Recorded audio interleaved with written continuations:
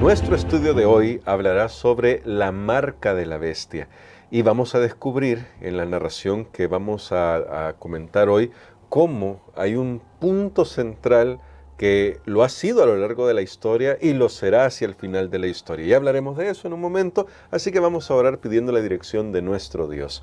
Bondadoso Padre, gracias por tu palabra. No estamos a oscuras sobre lo que viene, pero gracias porque lo que nos muestras nos dice que podemos vivir confiando en tu dirección, porque al final tú ya has obtenido la victoria. Amén. Señor, gracias por tu palabra que nos da consuelo y fortaleza, nos da dirección, nos corrige también. En el nombre de Jesús oramos. Amén. Para este día, pastor, bueno, estamos viendo cuando hablamos de la historia de Daniel 2, Daniel 3, Apocalipsis 13, que se nos presenta, en el caso de Daniel 3, ese relato del horno de fuego como un precursor de una persecución hacia el final de la historia que habla sobre el tema de la adoración. Luego encontramos en el caso de los discípulos cómo por predicar de Jesús se ven amenazados. Usted nos lo decía el día de ayer. El status quo de las clases dominantes, aunque el cristianismo no es en sí mismo una amenaza, porque no intenta amenazar, lo ven como una amenaza y recibe persecución también. Y en el caso de hoy, hablando de esto de la marca de la bestia, me gustaría quizás comenzar un poco por la naturaleza de esta marca, porque lamentablemente uno puede ver en títulos, libros cristianos que hay cualquier cantidad de interpretaciones sobre esto, pastor. Pero ¿qué nos dice la Biblia cuando hablamos de la marca de la bestia? Esto está claro, ahí en Apocalipsis se menciona claramente esto, sobre la naturaleza de esta marca y por qué no deberíamos caer en el amarillismo, sensacionalismo o alarmismo que nuestro tiempo es tan dado a llevar en el tono de las noticias. Así es, totalmente de acuerdo. Y yo creo que aquí vale la pena hacer un llamado nuevamente a lo que también hemos mencionado de una o de otra manera en la lección de este trimestre, que debemos estudiar la Biblia como un conjunto global. Sí. Debemos verla como un todo, tiene un mensaje central. A veces nos podemos concentrar tanto en ciertos detalles que olvidamos eso. Los detalles ínfimos a veces no los vamos a poder conocer todos, claro. Solo Dios los conoce. Pero Él nos da un rumbo, Él nos dice por dónde van a ir los eventos y nosotros podemos ir recopilando toda esa información. Ahora, ¿por qué estoy diciendo esto? Porque, escuchen eso, la primera gran controversia que hubo en este mundo, el primer pleito que la Biblia registra que llevó a la violencia y a la muerte, tuvo que ver con adoración. Sí. Fue con dos hermanos, Caín y Abel. Abel no tenía ningún deseo de ofender a Caín al presentar su ofrenda. Claro. Su ofrenda era para Dios. Es lo que estamos estudiando el día de ayer. El cristianismo, y usted lo volvió a mencionar ahora, el cristianismo no pretendía incomodar a nadie, no pretende hacerle mal a nadie, pero las mismas conciencias de aquellos que siguen principios que están en contra de lo que enseña la fe cristiana, entonces se incomodan. Y eso fue lo que pasó con Caín.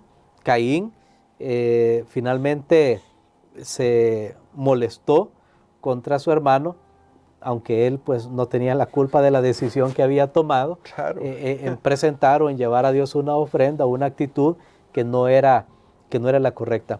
Entonces, aunque nos parezca tal vez a veces muy atrevido decirlo, la última gran controversia en este mundo va a ser religiosa, amén, va a ser espiritual, porque recordemos que esto viene desde que Lucifer en el cielo pecó contra Dios y entonces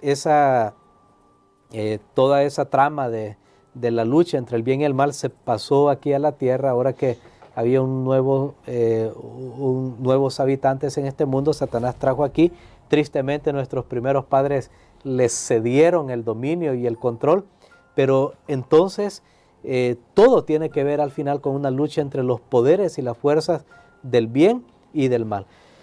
Cuando hablamos de la marca de la bestia, nosotros, recordemos, estamos hablando, no vamos a hacer porque no nos estamos enfocando tanto en los detalles, sino que estamos viendo el concepto global.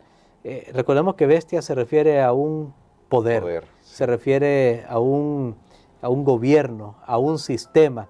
En este caso, la Biblia, como ya hemos visto, nos ha informado que un sistema de una talla política religiosa va a tratar de dominar al final de la historia de este mundo, como ha sucedido en el pasado, en algunos periodos también de la historia de este mundo. Y entonces, cuando se dice la marca de la bestia, es el resultado final de este poder querer dominar al mundo basado en sus propias reglas. Su signo de autoridad. Es su signo de autoridad. Pero que noten, y yo por eso he mencionado, la Biblia evoca un momento en la historia de este mundo, al final de la historia de este mundo, cuando una autoridad que une lo político con lo religioso van a imponer una legislación sobre las personas para que ellos puedan obedecer.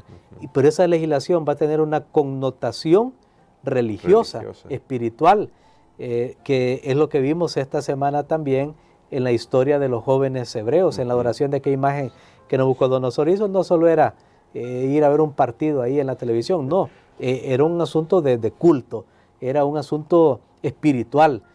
Postrarse ante la imagen significaba postrarse o rechazar la adoración al Dios verdadero, o ser infiel o desleal al Dios verdadero para estar adorando otro Dios.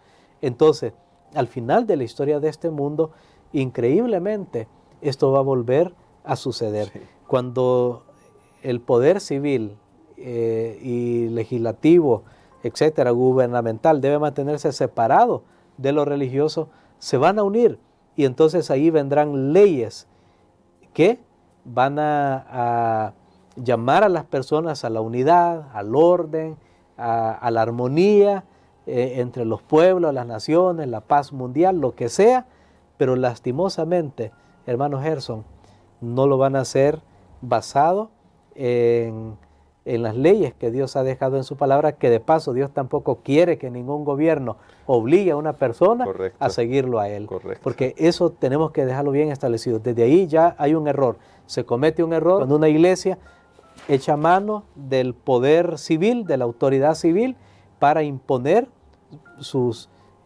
costumbres o sus enseñanzas. Se comete un error. Ahí está el error. En medio de todo esto, definitivamente, el enemigo está obrando.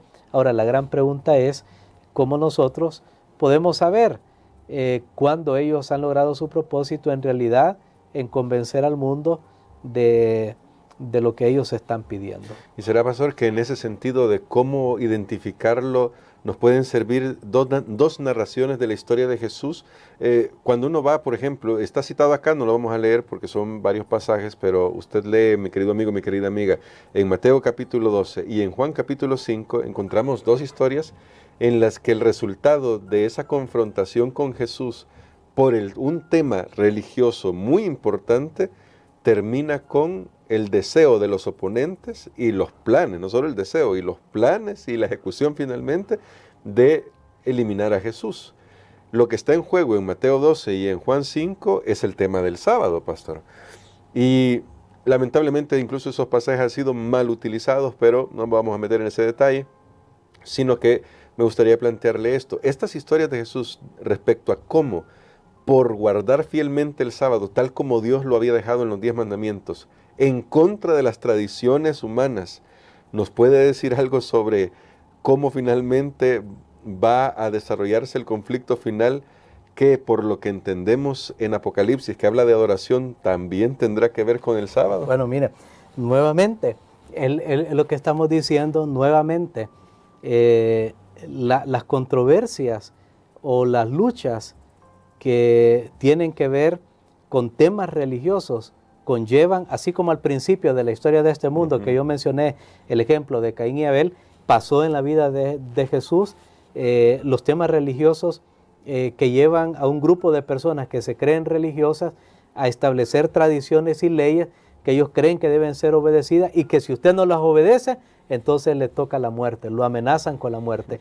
Ahí nosotros estamos viendo un principio de esto que va a suceder al final de la historia de este mundo. Tristemente, los mismos judíos, que eran personas que tenían las escrituras, tenían las enseñanzas, tenían el favor de Dios, ellos malinterpretaron las leyes de Dios, establecieron sus propias tradiciones y las pusieron por encima de las leyes de Dios, y Jesús vino para restaurar todo eso que se había perdido. Amén. Porque ellos incluso el sábado lo habían oscurecido con tradiciones que eran contrarias, porque recordemos que el sábado mismo había sido establecido por Dios como una señal de su autoridad como creador. Y que recordemos, esta semana, en esta lección hemos estudiado otra vez claramente que lo que distingue a Dios de cualquier otro Dios es que Él es el creador. Y Él tiene una señal de su autoridad como creador. Sí. Y esa señal es el día que es el día de reposo, que está en el cuarto mandamiento, el día sábado, el séptimo día de la semana. Él mismo lo escribió con su propio dedo, que el sábado es el séptimo día de la semana, cuando Él escribió los 10 mandamientos.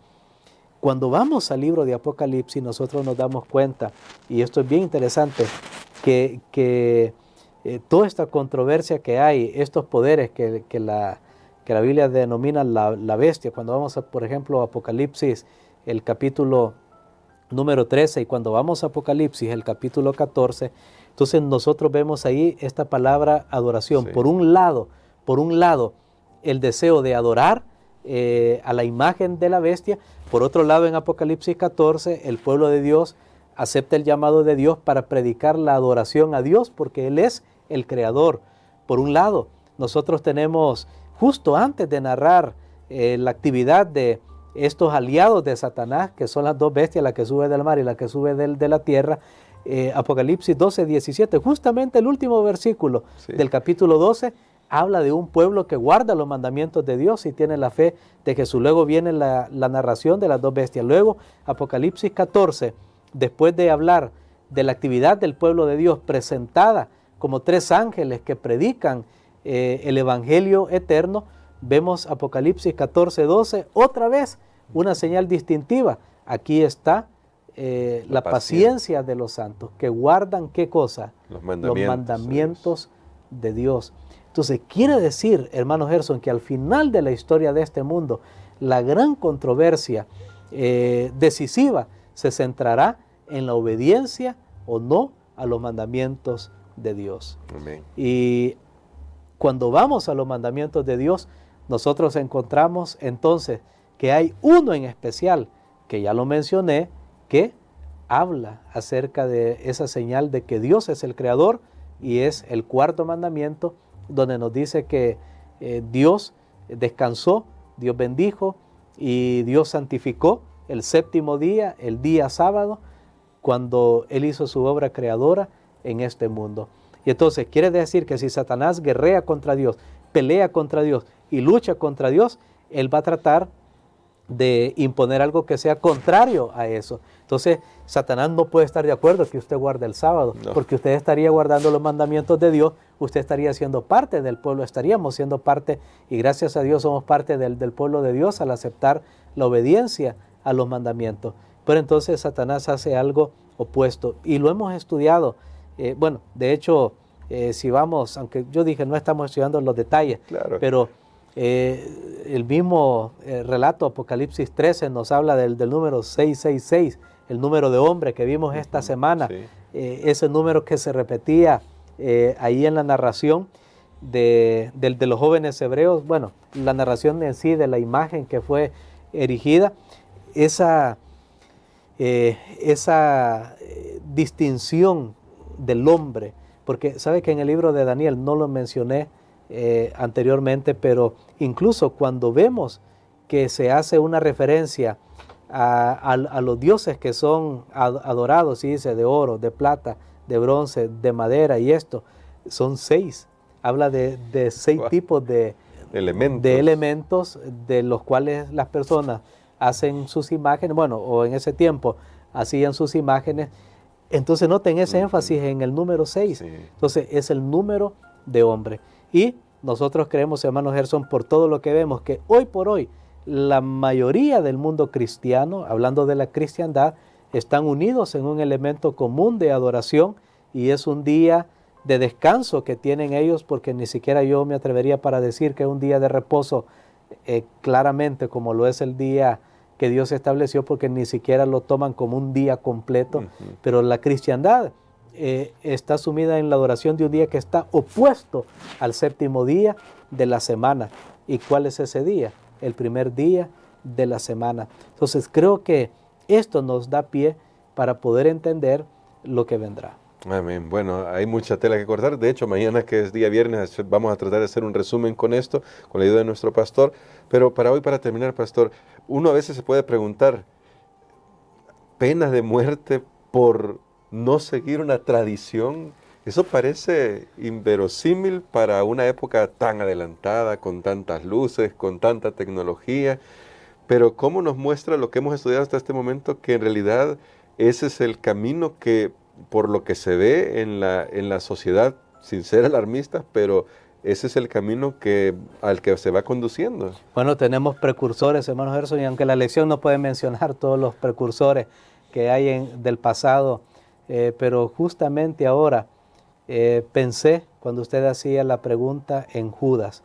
Judas estuvo dispuesto era un discípulo de Jesús, noten, otra vez religioso, era un discípulo de Jesús, que Jesús había admitido. No sabemos si Jesús lo llamó, pero sí sabemos que Jesús lo admitió. Eso sí sabemos, lo aceptó al final en el grupo. Pero él, que era un discípulo de Jesús, estuvo dispuesto a entregar a su maestro por una ganancia temporal. Sí. Es que, ¿sabe qué es lo que está pasando?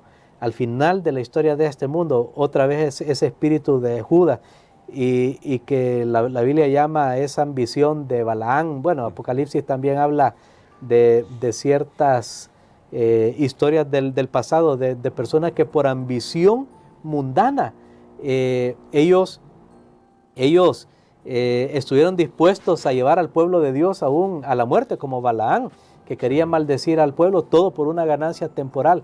Entonces, lo que va a pasar al final de la historia de este mundo, hermano Gerson, es que una parte de la cristiandad, ellos van a querer alcanzar el poder y la fama mundial, pero esto va a comenzar en América.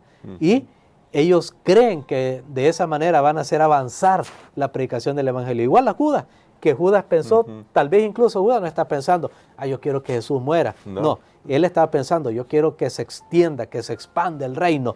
Porque, claro, al expandirse el reino, entraban más ofrendas, lastimosamente él era ladrón. Entonces, ese era el sentimiento de Judas. Y él vio una oportunidad en entregar a Jesús para que Jesús finalmente se quitara ese manto humilde que tenía y se vistiera con manto real. Entonces, lo mismo está sucediendo ahora al final de la historia de este mundo. La cristiandad, lastimosamente apóstata, deseosa de ganancia temporal, van a echar mano del poder civil para establecer entonces ahora un mundo donde pueden unificar como los grandes imperios del pasado y de esa manera obtener una ventaja material, pero que lastimosamente va a ser en contra de los mandamientos de Dios. Hasta ahí puede llevar la ambición, hasta ahí puede llevar el deseo de poder no regenerado. Y yo creo que nosotros debemos tener mucho cuidado. Yo he hablado de estas cosas siempre de una manera que todos los que están escuchando esta lección puedan investigar. A veces la Biblia dice que Jesús hablaba en parábolas. Yo no he hablado en parábolas, lo he dicho claro, pero podría ser aún más específico. Sin embargo, creo que esto nos debería llevar, hermano Gerson, a humillarnos, a buscar a Dios, a estudiar más, a consultar. Y si usted tiene alguna duda, mi amigo, de lo que hemos hablado hoy, si alguien no está muy familiarizado con esto y dice, bueno, todavía no estoy entendiendo las claves de esto. Por ejemplo, tenemos un libro maravilloso, El conflicto de los siglos, especialmente de la mitad, aunque la historia es importante, como lo hemos visto, son precursores.